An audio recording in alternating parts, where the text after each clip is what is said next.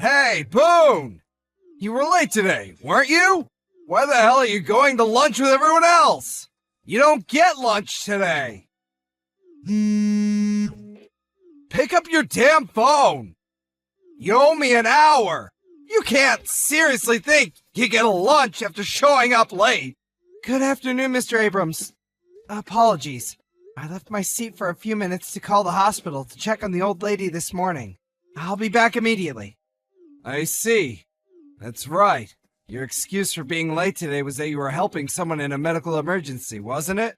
Something about some old hag collapsing while you were on your way to work? You gave her CPR and sat in the back of the ambulance with her. Did I miss anything? That's how it went, right? That's right. There was an old lady lying on the floor at the train station. She looked seriously unwell. I tried speaking to her, but she was unresponsive, so I performed CPR. Luckily, she came around, and then I called an ambulance. Is this seriously the story you're going with? Even high school kids don't use crappy excuses like this anymore. You should have just said you overslept. I might have actually believed you then. Mr. Abrams, it's the truth.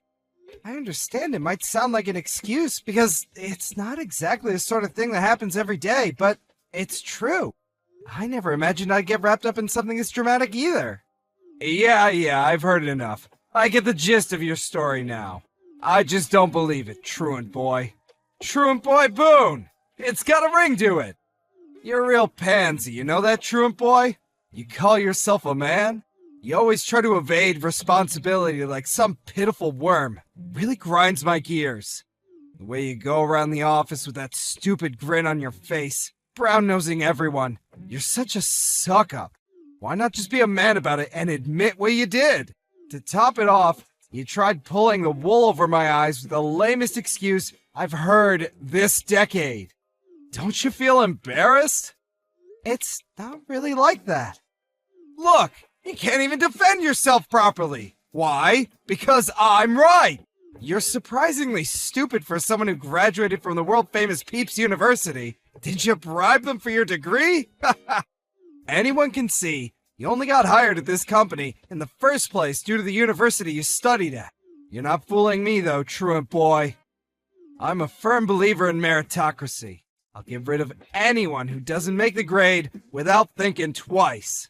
Even if you can study, what use is it if you can't apply it in the real world? You're playing with the big boys now, truant boy. You should have tried harder. I'm sorry, Mr. Abrams. I'll do my utmost to ensure I live up to your expectations from now on.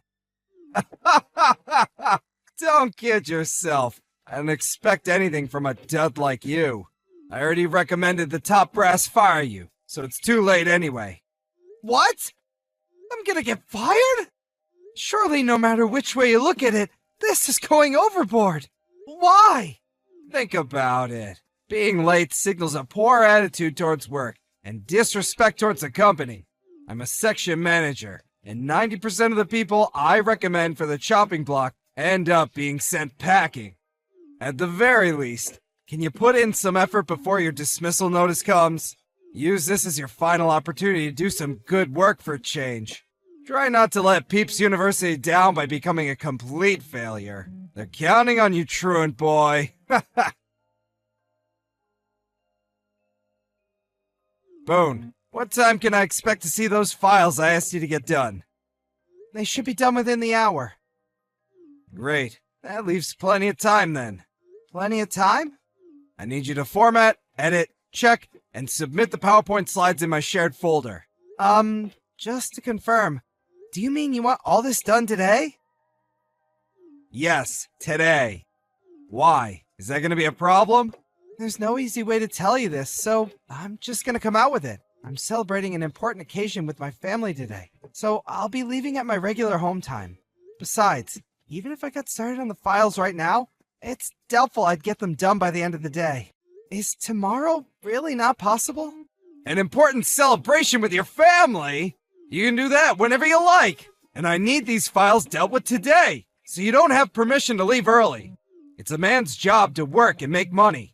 You can deal with your insignificant family crap once you've submitted the files. Your family can wait, but your job can't. Oh, and it would be in your best interest not to lie and try to wiggle your way out of doing your duties. You miserable worm. You know full well you can get this done by the end of today. This is a direct order. Do I make myself clear? Please, sir, it's not that I'm saying my job isn't important. Not at all. But to tell you the truth, my family are more important than work. I can't in good conscience do overtime if it means letting them down. Once again, sir, I must insist. Even if I was to get started on those files you asked me for right now, they would absolutely, beyond any doubt, take me past home time. Finally, this company doesn't operate on an overtime policy, so I have no obligation to do what you're asking me to from a contractual standpoint. Now, sir, I mean this with the utmost respect, but I just took a look at the files you asked me to complete, and the deadline doesn't seem to be anywhere near as pressing as you seem to be suggesting it is. Are you answering me back again? You just don't give up, do you? Man, am I pleased I advised the higher-ups to fire you. This place is gonna run so much more efficiently with you gone. So, you did report me then? The way I see it, there's one more huge advantage of getting rid of you, which I'm really looking forward to see in effect. Everyone in the department's gonna be so terrified they're next, and so worried about being in my bad books, I'll have my own personal army of obedient worker drones. I can't wait to make an example out of you. They'll be practically begging me for extra work. It's gonna be great! The sooner you're out of here, the better. Huh? You're doing this to make an example of me? It's not really that, but it's a big part of it. And really? Huh? That's how you speak to your direct supervisor? Who the heck do you think you are, worm? Are you getting an attitude with me, your boss? Sir, I don't have an attitude. The fact of the matter is, you were late. Now here's the thing. You're useless at the best of times. So really, this is just what I've been waiting for. You talk back to me at every opportunity. You don't do your job. And you're so arrogant, you prevent me from doing mine! You're an obstruction! An obstructive worm! I just can't wait for your name to get called out by HR. I'm almost disappointed I won't be able to watch the announcement in person. I'd bring popcorn. I'm done talking to you. Bye, delinquent.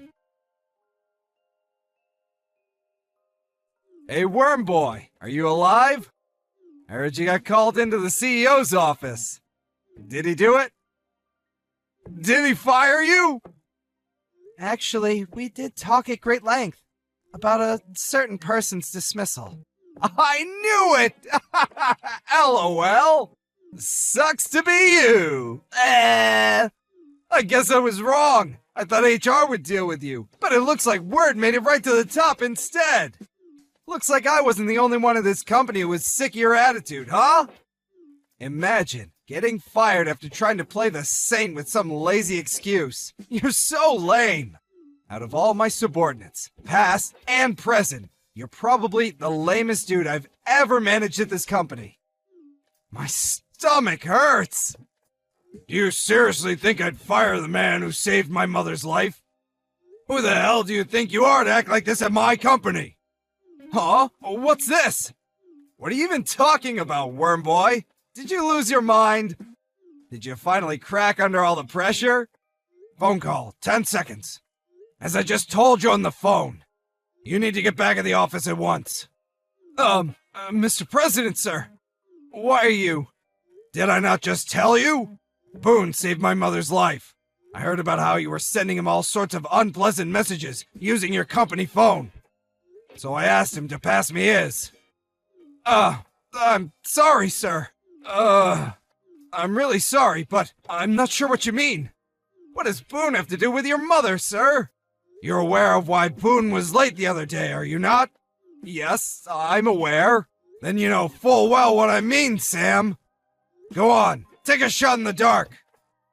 I'm terribly sorry, sir. Other than something about helping an elderly person, I don't remember. The elderly person was my mother. Oh, I see. That explains everything. Wow, to think Boone saved your beloved mother's life. He's such a hero. What an incredible, selfless man. That's right, he is. I'll admit that there are times when the quality of his work can leave a little something to be desired. But putting that aside, he's a good man with a good heart. It's an honor to have him at my company, and I intend to keep him here as long as possible. Yes, as you say, sir. My own thoughts echo your sentiments. I've always said this about him. He's a great man. A real pleasure to be around. We're lucky to have him. The longer he's with us, the better, I say. What the hell are you talking about, Sam? From what I've heard, you didn't believe him in the slightest. Not only that, but you attempted to use his lateness that day as pretext to have him fired. No. That's all wrong. Which part is wrong?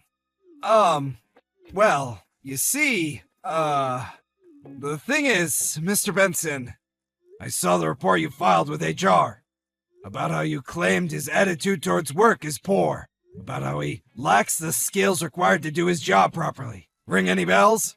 When I had HR conduct an investigation, it turns out the reality was the exact opposite of what you wrote. His reputation is stellar, one of the best at the company.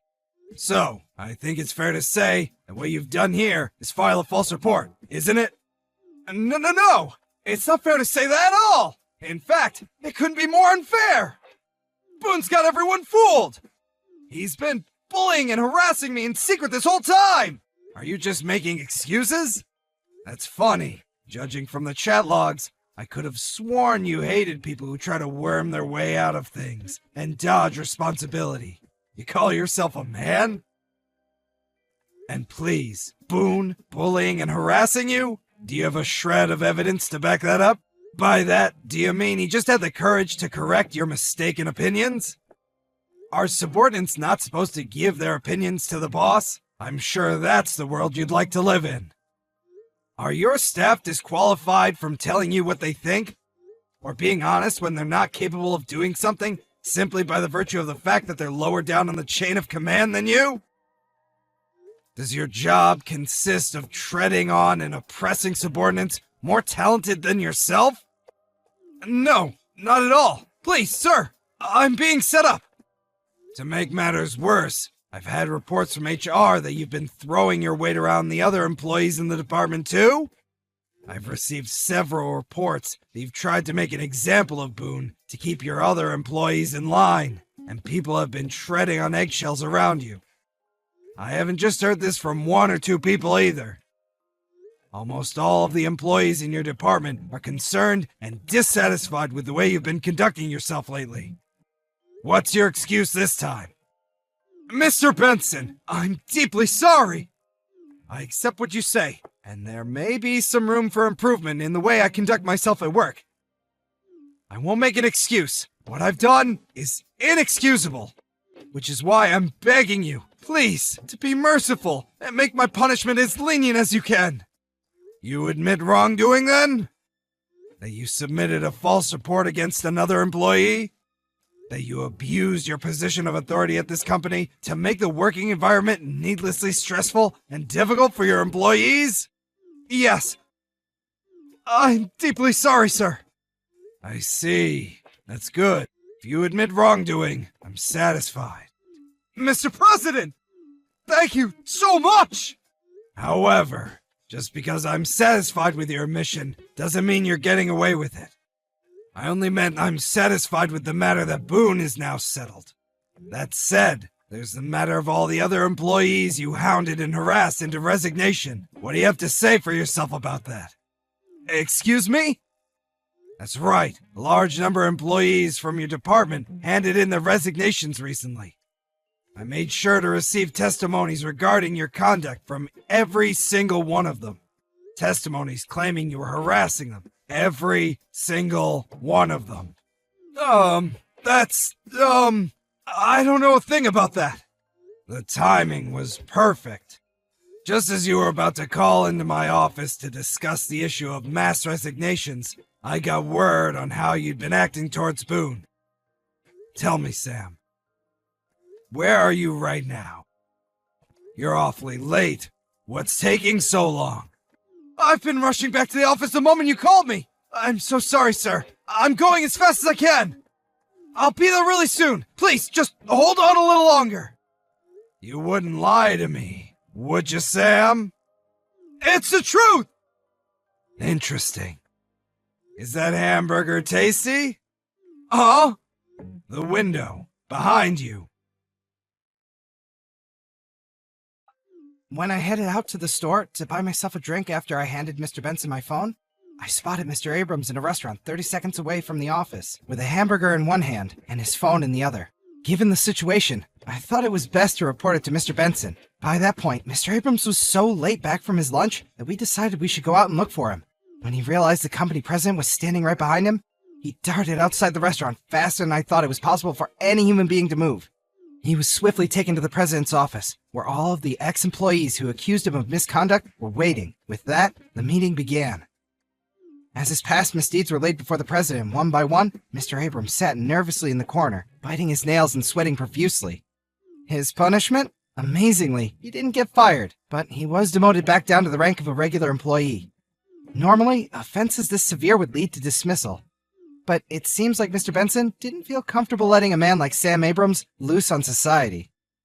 On top of that, as the one who promoted him to the position of power in the first place, he also felt a degree of responsibility. After the meeting, he said he intended to whip his errant subordinate back into shape himself. To Mr. Abrams, an ex-section manager with a lot of pride and a big ego, I think being demoted and suddenly being on equal footing with me and the other regular employees was even more painful for him than losing his job.